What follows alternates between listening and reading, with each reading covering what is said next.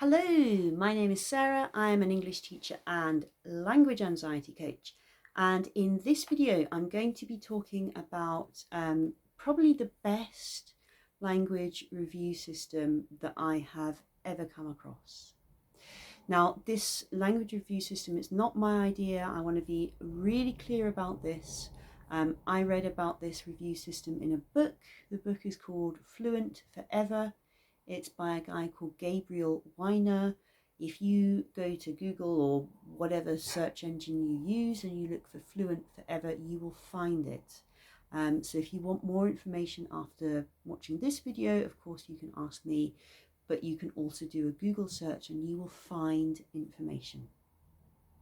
Now, excuse me, this review system, it's got different names. It can be called a spaced review system or a spiral review system. This means that we can just call it an SRS. But basically what it means is that you have language that you review often, and the more familiar you are with this language, the less often you review it. So I'm going to show you my review system, and then I'm going to talk about a couple of ways that you can do this for yourself. Now, I bought mine on Amazon. You are free to pass judgment on me if you want to. And my review system is just this.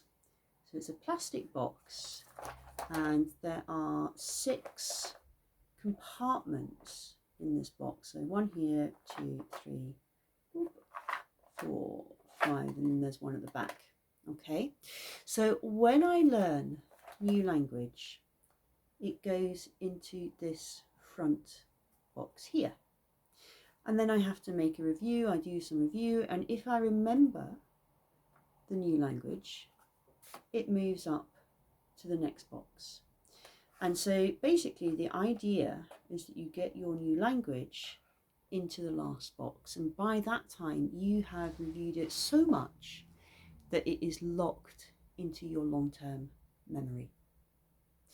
Now, if you were to do this properly, box 1 you would review every day. Box 2 you might review every other day, and so on and so forth, so that box 5, 6 and 7 are hardly ever reviewed. If you get a card or something and you don't remember it, well, it has to go right back to the beginning. So the object is to remember things completely and get them out of the box. Now, you can see that I've done all mine by hand. Mine are on little flashcards, and I'm going to show you a couple of examples of flashcards here. Now, I'm not a great artist, okay? I'm just going to say that before I even show you my flashcards. And I learned Chinese, so don't worry if you don't understand what is actually on the card. So this is the first card that I would show you. And you can see it's got a little person here. There's a little picture. And here's the Chinese character. Now, the reason for this person is because it makes it very memorable for me. And in fact, I really struggled to think of a picture for this character, because this character means no matter what or regardless of. So it's kind of hard to think of something that I could draw that would match with that. And absolutely no offense to any French people, but this is a little French man doing his kind of very French little shrug like this, because no matter what, regardless of. And this was the only image that made sense for me. And so this is what's on the card. Now, on the back of the card, for some reason this camera always shows it in reverse, but on the back I've got the character, and I've got the word in Chinese, and I've got a translation in English. Oh, and I've dropped one. So basically this first card is to help me remember the word. Now, I've got a matching card here. And again, I've got my little French man, but this time I've got a sentence. okay, and I've got a missing space here, and then I've got more words, more characters down here. And the idea here is that I learn how to use my word in context. This picture of the Frenchman, he is there to remind me what the word is. So my brain will make a connection between these two cards because of the picture. Your brain is much quicker at remembering pictures than it is at remembering words like no matter. Who can remember that? So I have to put it in this sentence. Now on the back of this card, I've got the sentence written in the way that Chinese writes in English. Basically, it's called pinyin.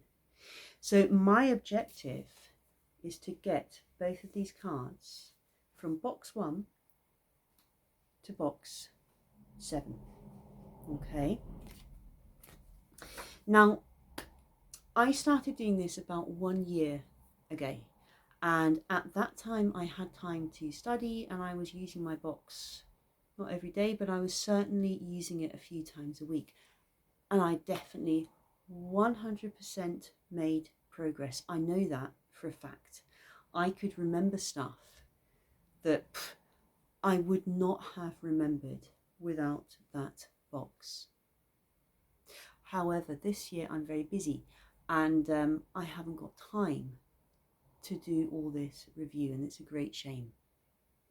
Now, if you don't really want to be fiddling around with bits of paper, there are apps that you can use that basically do the same thing. You can use Quizlet and you can use Anki as well. And both of those will help you to make flashcards, and certainly on Anki you can set it up to work like this box. When it comes to the pictures, you can copy and paste from Google Images, and you can also embed sound files so that you can practice the pronunciation. And of course, that's a huge advantage of using an app. The other advantage of an app is it's on your phone. You can put it in your pocket, and then when you're waiting for a bus, you can just very quickly do some review. Great stuff. Everyone, I think, should have one of these. Everyone who's learning a language should have one of these. But people who really, really ought to have one of these are exam students. So if you are working for an exam, such as the Cambridge exams or IELTS, in my opinion, you need one of these boxes, because you have got so much to remember. You've got so much vocabulary. You've got those use of English phrases. You've got structures that you need for your task 1.